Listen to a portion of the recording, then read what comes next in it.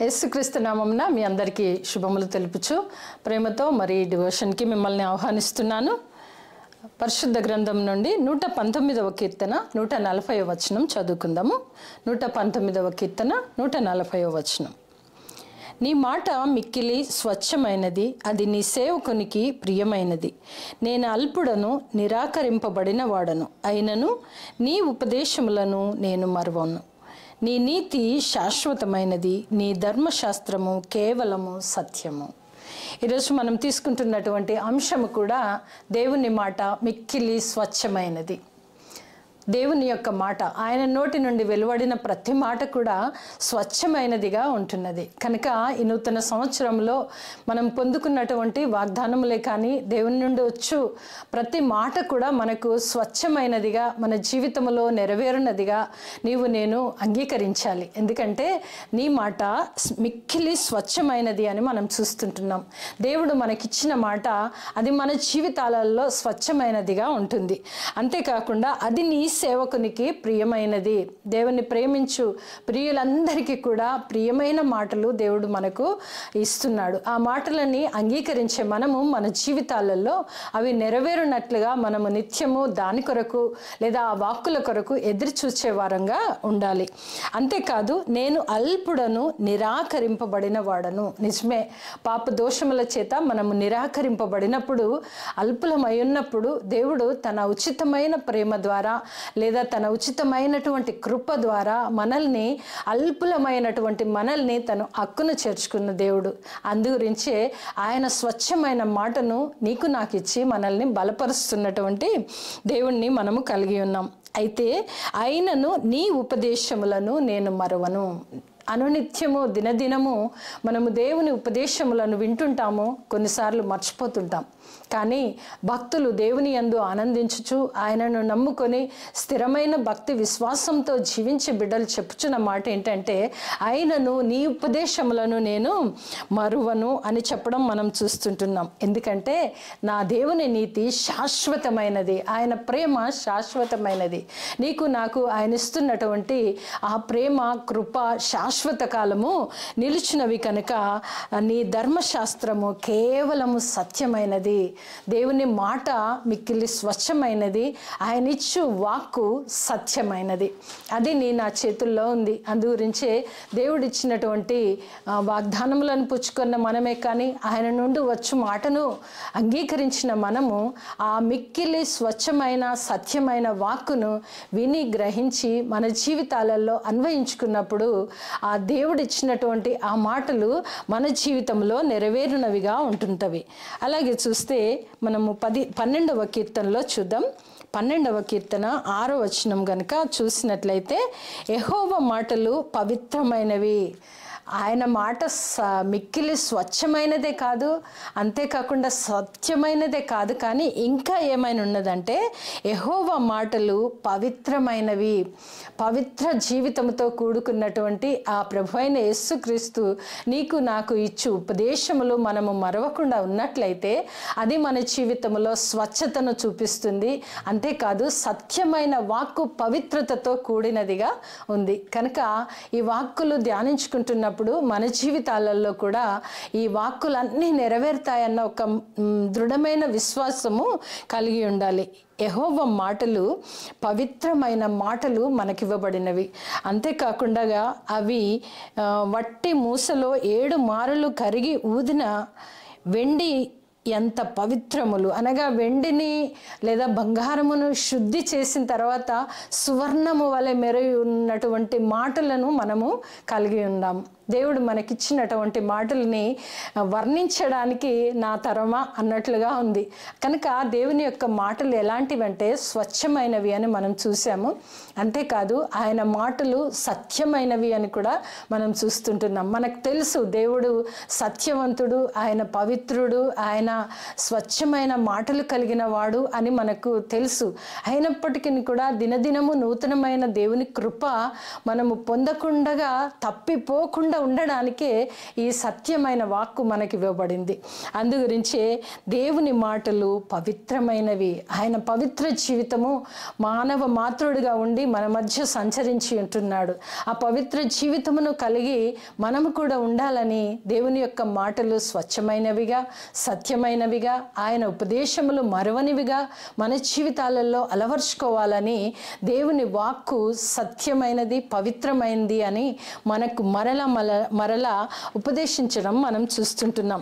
కనుక మనం కూడా నూతన సంవత్సరంలో ఆయన నుండి వచ్చు ప్రతి మాట కూడా స్వచ్ఛమైనదిగా నా జీవితానికి ఉంది అన్నటువంటి ఒక తీర్మానాన్ని మనం తీసుకోవాల్సినటువంటి అవసరత ఎంతైనా ఉంది.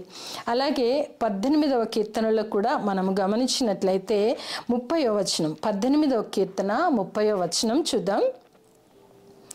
దేవుడు యథార్థవంతుడు, యెహోవా వాక్కు నిర్మలము. అంతేకాదండి, స్వచ్ఛమైనది, సత్యమైనది, పవిత్రమైనది. ఇంకనూ మనం చూసినట్లయితే దేవుడే యథార్థవంతుడై ఉన్నాడు. ఆయన అంత యథార్థ జీవితం జీవించటానికి, నీవు నేను బాగుపడడానికే ఆయన మనకు మార్గదర్శిగా ఉండి ఒక స్వచ్ఛమైన మాట ద్వారా, ఒక సత్యమైన వాక్కు ద్వారా పవిత్రమైన జీవితం జీవిస్తూ యథార్థమైన ప్రవర్తన కలిగి మనకు మార్గదర్శిగా ఉన్నాడు. కనుక ఆ దేవుని కలిగినటువంటి మనము ధన్యులము. ఎప్పుడు ధన్యులము అంటే అవన్నీ మన జీవితంలో అన్వయించుకొని మనం ఎప్పుడైతే నడుస్తామో అప్పుడే మనము ధన్యులం. కనుక దేవుని మాట ఎలాంటిదట అని మనం చూసినట్లయితే దేవుడు యథార్థవంతుడు, కనుక ఆయన మాట సత్యము, కనుక ఆయన మాట స్వచ్ఛము, కనుకనే ఆయన సత్యవంతుడు, పవిత్రుడునై ఉన్నాడు. దేవుడు యథార్థవంతుడు. ఆయన వాక్కు, దేవుని వాక్కు నిర్మలమైనదిగా, ప్రశాంతమైనదిగా, మనకి ఎంతో ఊరటనిచ్చినదిగా, మన ప్రాణమును తెప్పరిల్ల చేయనదిగా ఉంటుంది దేవుని వాక్కు.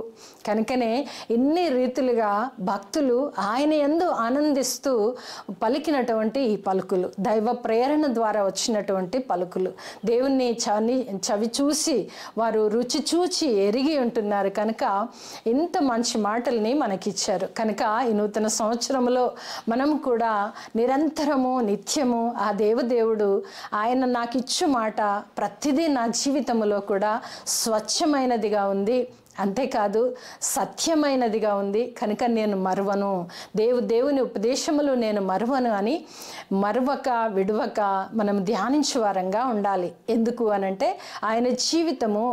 ఆయన జీవితము పవిత్రమైనది అని చూసాము. అంతేకాదు నీవు నేను నమ్ముకున్న ఆ దేవుడు యథార్థవంతుడు. ఆయన వాక్కు నిర్మలమైనదిగా ఉంటుంది. ఆ నిర్మలమైన వాక్కు మన జీవితంలో ఉంటే మనకు కూడా వస్తున్న ప్రతి విధమైనటువంటి ఆటంకంలే కానీ, శోధనలే కానీ, ఇరుకులే కానీ, ఇబ్బందుల్లో ప్రతి దాంట్లో కూడా నిర్మలమైన వాక్కు నీ జీవితానికి నిర్మలంగా ఉంచుతుంది. ఎందుకంటే దేవుని కలిగి ఉన్నాము కనుక దాని నుండి ఎలా తప్పించబడాలో మార్గము కూడా దేవుడు తెలియచేస్తాడు. కనుకనే యెహోవా వాక్కు నిర్మలము అని చూస్తున్నాం. అలాగే చూస్తే తన శరణు చొచ్చు వారికి అందరికీ ఆయనే కేడము. దేవుని శరణు చొచ్చు వారికి అనగా మనం ఆరంభం నుండి చదువుకున్న రీతిగా దేవుని వాక్కు స్వచ్ఛమైనది. ఎప్పుడు అంటే ఆయన శరణు చూస్తే ఆయన వాక్కు స్వచ్ఛమైనదిగా మన జీవితంలో నెరవేరుతుంది. అంతే, ఆయన ఉపదేశములు నేను మరవను, ఎందుకంటే అవి సత్యమైన ఉపదేశములు. కనుక నేను మరవను అనే ఒక తీర్మానంలాగా మనం తీసుకొని పవిత్రుడైనటువంటి దేవుడు, యథార్థవంతుడైనటువంటి దేవుడు, ఆయన నీకు నాకు ఇస్తున్న వాక్కు ఎలాంటిదటంటే నిర్మలమైనది. కనుకనే ఆయన శరణు చొచ్చు వారికి అందరికీ ఆయనే కేడము, దుర్గము, మనం ఆశ్రయ దుర్గము అని మనం చాలాసార్లు పరిశుద్ధ గ్రంథంలో చదువుతూ ఉంటాము, వింటూ ఉంటాము, చూస్తూ ఉంటాం. కానీ అన్వయించుకుంటున్నామా? నూతన సంవత్సరంలో మనం దేవుని వాక్కును అన్వయించుకొని దాని ప్రకారము నడిచినప్పుడు మన జీవితంలో కూడా నిర్మలత్వం అనేది ఉంటుంది. ఎందుకంటే నా దేవుడు నిర్మలుడై ఉన్నాడు. ఆయన ప్రశాంత వదనముతో నిన్ను నన్ను చూస్తూ అనుక్షణము కంటికి రెప్పవలే కాయుచున్న దేవుడు. గడిచిన సంవత్సరం అంతయు ఎన్నో మేలులు ఈవులు వాటితో పాటు కష్టాలు కూడా ఉండొచ్చు. అయినను నూతన సంవత్సరంలో ప్రవేశింపచేసి నూతన మేలులు ఈవుల చేత ఆయన సత్యమైన వాక్కును నీకు నాకు ఇచ్చారు. ఆ వాక్కు నీవు నేను తీసుకొని వాక్యానుసారమైన జీవితాన్ని మనము జీవించాలని దేవుని యొక్క దైవ నిర్ణయమై ఉంటున్నది. అంతేకాదు మన దేవుడు తప్ప ఆశ్రయ దుర్గమేదియో లేదు. నాకు బలము ధరింపచేయువాడు ఆయనే. బలహీన పరిస్థితులలో మనకు బలహీన పరిస్థితులు అనేకములు ఉండొచ్చు. ఆ వెంటనే మనము బలహీన పడకుండా ఉండాలంటే దేవుని శరణు చొచ్చి ఉన్నప్పుడు ఆయనే కేడమును, ఆయనే దుర్గమును. అంతేకాదు బలహీన పరిస్థితుల్లో బలపరుచు దేవుడను నేనే అంటున్నారు. కనుక మనకు అలా చెప్పేవాళ్ళు మానవ మాతృలుగా చాలామంది ఉంటారు. నేనున్నాను అంటారు, కానీ సమయానికి ఎవరు ఉండకపోవచ్చు. కానీ దేవుడు మాట ఇచ్చిన దేవుడు, మాట తప్పని దేవుడు నీకు నాకు ఉన్నాడు. అందుకే బలహీన పరిస్థితులలో బలమిచ్చు దేవుడను నేను అన్న మాటని మనము చూస్తుంటున్నాం. నాకు బలము ధరింప చేయువాడు ఆయనే. మనకు ఆ విశ్వాసము కలిగి ఉండాలి. ఆ విశ్వాసంలో మనం ఉన్నప్పుడు నిజంగానే బలహీన పరిస్థితులలో మనం అటు ఇటు చూడాల్సిన అవసరం లేదు. పైకి చూస్తే చాలు, ఆ దేవుడైన యెహోవా నీకు నాకు బలహీన పరిస్థితులలో బలము ధరింప చేయువాడు ఆయనే. నన్ను యథార్థ మార్గమున నడిపించువాడు ఆయనే. బలహీన పరిస్థితులలో నుండి కూడా యథార్థ మార్గము, యథార్థ జీవితము జీవించటానికి ప్రభు కృప చూపుతాడని మనకు ఈరోజు మనం వాక్యం ధ్యానించుకుంటున్నాం. ఎందుకంటే ఆయన మాట స్వచ్ఛమైనది, ఆయన సత్యవంతుడు, ఆయన ఉపదేశము మరవనిది, ఆయన పవిత్రుడు, యథార్థవంతుడు, నిర్మలుడునైనటువంటి దేవుణ్ణి నీవు నేను కలిగి ఉన్నాం. కనుకనే మనం ఇక్కడ చూస్తే ఆయన నన్ను యథార్థ మార్గమున నడిపించువాడు. కనుక దేవుని నమ్మిన నీవు నేను యథార్థ జీవితం కలిగి ఉండాలంటే స్వచ్ఛమైన మాటని నీవు నేను అంగీకరించాలి. స్వచ్ఛమైన మాటని ఎప్పుడైతే అంగీకరిస్తామో ఆ సత్యవంతుణ్ణి గుర్తెరుగుతాం. గుర్తెరిగినప్పుడు ఆయన యథార్థతను చూస్తాము, పవిత్ర జీవితాన్ని చూస్తాము. కనుకనే ఆయన శరణు చొచ్చి కేడమై ఉన్న దేవుడు బలహీన పరిస్థితులలో మనల్ని బలపరుస్తాడు. బలపరచడమే కాదు, ఇంకేమంటున్నాడు అనంటే బలహీన పరిస్థితులలో నా బలమును ధరింప చేయుదును.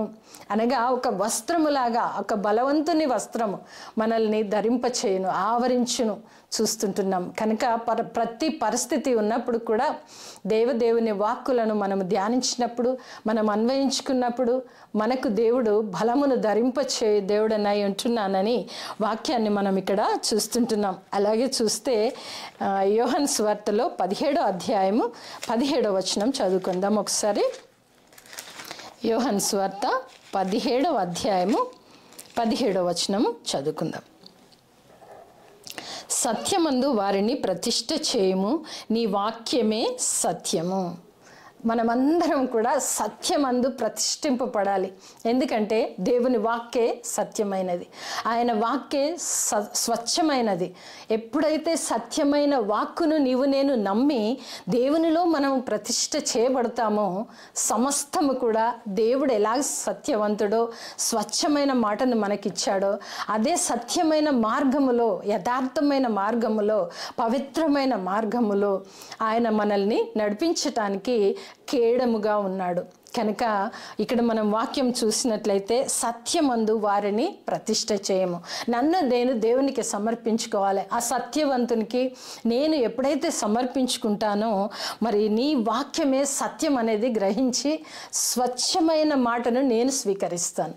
కనుక ఈరోజు మనమైతే చూసినట్లయితే దేవుని వాక్కులు చాలా పొందుకున్నాం. 31st నైట్ వాచ్ నైట్ సర్వీస్లో దేవుని వాక్కులు ఒక వాగ్దానపూర్వకంగా ఈ సంవత్సరం అంతటికి చాలు ప్రభువా అని తీసుకున్నటువంటి మనము దాంట్లో మనం ప్రతిష్ఠించబడాలి. అప్పుడు వాక్యమే సత్యమై నీ జీవితాలలో నెరవేరుతున్నది.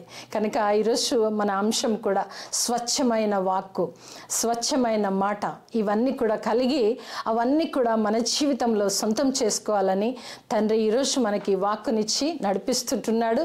సంవత్సరాంతము వరకు స్వచ్ఛమైన వాక్కు పట్టుకొని ముందుకు కొనసాగే కృప ప్రభువైన యేసుక్రీస్తు ద్వారా మనందరికీ కలుగును గాక. ఆమేన్.